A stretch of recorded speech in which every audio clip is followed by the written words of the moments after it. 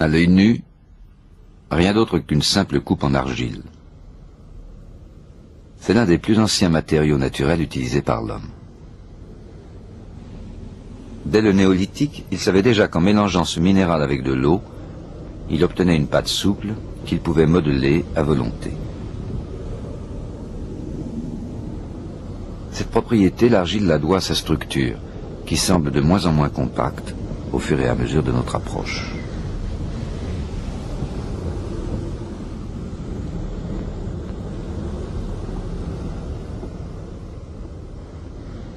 Le matériau apparaît constitué d'un enchevêtrement de minuscules fibres.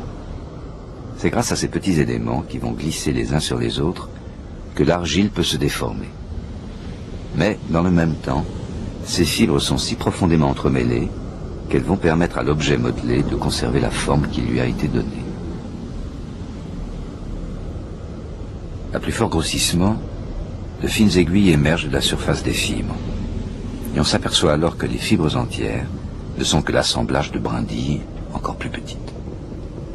Ces dernières forment des ponts entre les plus gros granules, ce qui donne une meilleure résistance à l'ensemble. Encore plus loin dans la matière, et le même scénario se répète.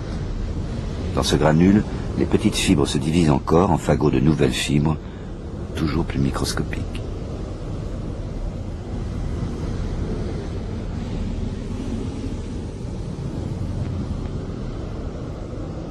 Nous sommes maintenant à l'intérieur des fibres. Les taches claires sont des alvéoles.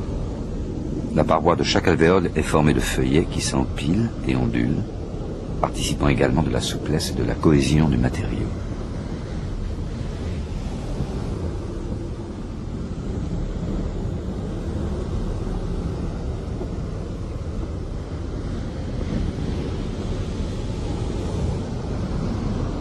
L'alternance de zones claires et de zones plus denses rend compte de la double nature de l'argile, celle d'un minéral poreux, gorgé d'eau. Au maximum de grossissement, se dessine un empilement de feuillets séparés par des zones plus claires.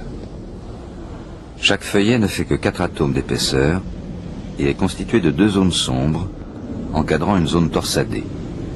Des arrangements différents d'atomes d'oxygène, d'aluminium et de silicium. Au-delà, plus rien de visible pour le moment.